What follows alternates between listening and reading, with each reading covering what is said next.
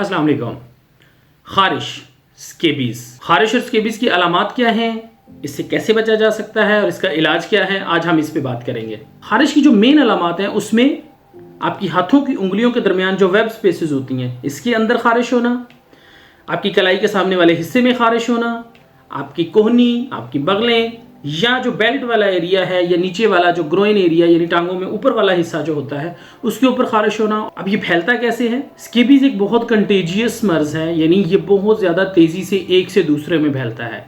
इसके फैलने के ज़रिए में एक तो टच है, यानी जिस बंदे को खारिश है आप उसको अगर टच करते हैं, हाथ लगाते हैं, गले मिलते हैं या किसी भी तरह से उसको टच करते हैं तो वहाँ से आपको मुंतकिल हो सकती है। दूसरा, अगर खारिश की बीमारी वाला बंदा किसी जगह पे बैठ गया है, बैठ के वो गया है चादर, सोफे, बेड पे, तो याद रखें कि इसका जरासीम 2 से 3 दिन तक उस सोफे, बेड, चादर पे रह सकता है। अब इससे बचा कैसे जा सकता है? इससे बचने के लिए ज़रूरी है कि एक तो जिसको खारिश है, जिसको पता है कि खारिश है, वो कोशिश करे कि दूसरे को टच ना करे, किसी दूसरे से गले ना मिले, हाथ ना मिलाए।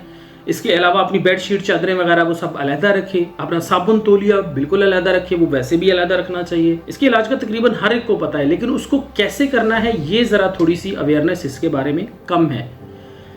तो अक्सर परमेथ्रिन के नाम से, परमेथ्रिन फार्मूला के नाम से लोशन इस्तेमाल किए जाते हैं। वो बिल्कुल सही है, लेकिन उसके इस्तेमाल का तरीकाकार क्या है? उसके इस्तेमाल का तरीकाकार ये है कि आपने शाम को सोते वक्त वो पूरे जिस्म पे लगाना है।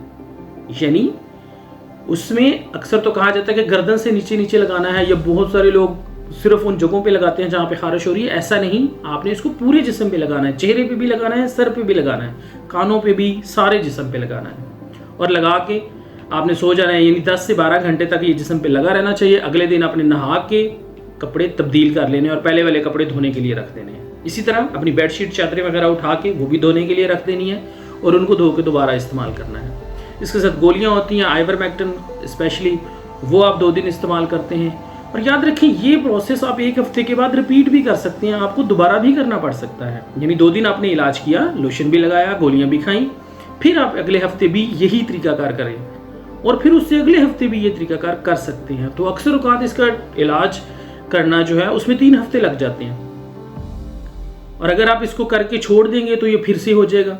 और कहीं पे भी किसी भी सरफेस पे अगर इसका जरासीम, चूँकि मैंने बताया कि ये 2 से 3 दिन तक किसी भी जगह पे सर्वाइव कर जाता है, बच जाता है, बचा रह जाता है, तो वहाँ से ये फिर दोबारा से हो सकता है।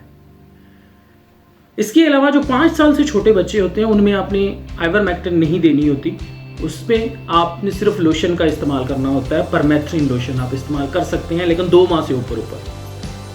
और उनके आपने ख़ास तौर पे सर, चेहरा और जिल्द, इन सब जगहों पे ज़रूर अच्छी तरह से लगाना है, क्योंकि ये बीमारी पैदाइश से पैदा हुए बच्चे यानी न्यूनेट से लेके बुज़ुर्गों तक हो सकती है। और ऐसे लोग जिनमें इम्यूनिटी की कमी होती है, क़ुव्वत मुदाफ़त की कमी होती है, अगर उनको ये बीमारी हो जाए, जैसे शुगर के मरीज़ हैं, दिल के मरीज़ हैं, जिस तरह HIV एड्स है, या उम्र की एक्सट्रीम्स यानी कि छोटा बच्चा है बहुत या बहुत बुजुर्ग हैं, तो उनमें ये बीमारी ज़्यादा पेचीदा हो सकती है। तो ऐसी सूरत हाल में आपने फ़ौरन अपने डॉक्टर से रुजू करना है।